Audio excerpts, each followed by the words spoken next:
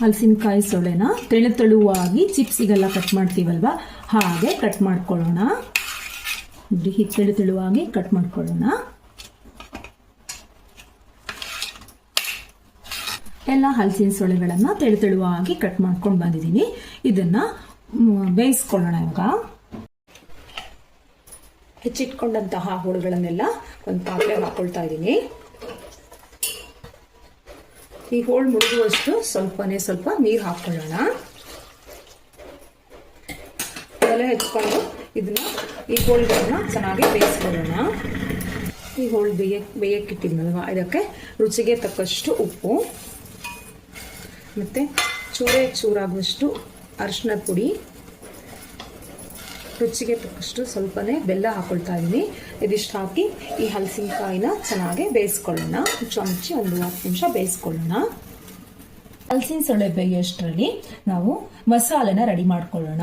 ಸ್ವಲ್ಪ ತೆಂಗಿನಕಾಯಿ ಮತ್ತೆ ಅರ್ಧ ಸ್ಪೂನ್ ಆಗೋಷ್ಟು ಜೀರಿಗೆ, 1-2 ಹಸಿಮೆಣಸಿನಕಾಯಿ ಮತ್ತೆ ಸ್ವಲ್ಪ ಹುಣಸೆ ಹಣ್ಣು ತಗೊಂಡಿದ್ದೀನಿ. ಇದೆಲ್ಲ ಮಿಕ್ಸಿ ಜಾರ್ಗೆ ಹಾಕಿ ನುಣ್ಣಗೆ ರುಬ್ಕೊಂಬರೋಣ. ಹಲಸಿನಕಾಯಿನೆಲ್ಲ ಚೆನ್ನಾಗಿ ಬೆಂದಿದೆ. ಇದಕ್ಕೆ ರುಬ್ಬಿರುವಂತಹ ಈ ಮಸಾಲೆನ ಇದಕ್ಕೆ ಹಾಕೊಳ್ಳೋಣ.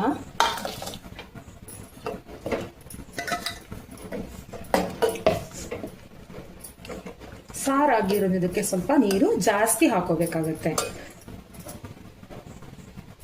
ಸ್ವಲ್ಪ ನೀರನ್ನ ಸೇರಿಸ್ಕೊಳ್ಳೋಣ. ಈಗ ಇದು ಚೆನ್ನಾಗಿ ಕುದಿ ಬರಲಿ. ಈಗ ನೋಡಿ, ನಮ್ದು ಹಲಸಿನ ಸೊಳೆಯ ನೀರ್ ಸಾರು ರೆಡಿ ಆಗಿದೆ.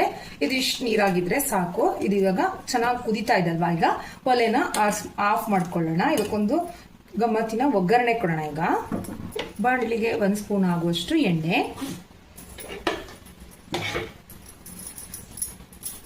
ಅರ್ಧ ಸ್ಪೂನ್ ಸಾಸಿವೆ, ಅರ್ಧ ಸ್ಪೂನ್ ಜೀರಿಗೆ, ಮುರಿದಿರುವಂತಹ 1-2 ಮೆಣಸು ಮತ್ತೆ ಜಜ್ಜಿಟ್ಕೊಂಡಿರಂತಹ ಒಂದು ಸ್ವಲ್ಪ ಬೆಳ್ಳುಳ್ಳಿ, ಸ್ವಲ್ಪ ಇಂಗು ಹಾಕೊಳ್ಳೋಣ. ಮತ್ತೆ ಪೀಸ್ ಮಾಡಿದಂತಹ ಸ್ವಲ್ಪ ಕರಿಬೇವಿನ ಸೊಪ್ಪನ್ನು ಹಾಕೊಳ್ಳೋಣ.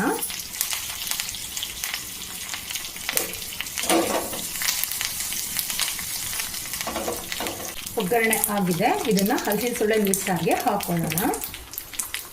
ಬಿಸಿಯಾದ ಅನ್ನ ಜೊತೆಗೆ ಹಲಸಿನಕಾಯಿ ನೀರ್ ಸಾರು ಮತ್ತೆ ಸ್ವಲ್ಪ ಪಲ್ಯ ಮತ್ತೆ ಉಪ್ಪಿನಕಾಯಿ ಇದ್ರ ಜೊತೆ ಈ ಸಾರನ್ನ ತಿನ್ಲಿಕ್ಕಂತೂ ಸೂಪರ್ ಆಗಿರುತ್ತೆ. ಈ ವಿಡಿಯೋ ನಿಮ್ಗೆ ಇಷ್ಟವಾದ್ರೆ ಲೈಕ್ ಮಾಡಿ, ಶೇರ್ ಮಾಡಿ ಹಾಗೂ ನನ್ನ ಚಾನಲ್ ಅನ್ನ ಸಬ್ಸ್ಕ್ರೈಬ್ ಆಗಿ.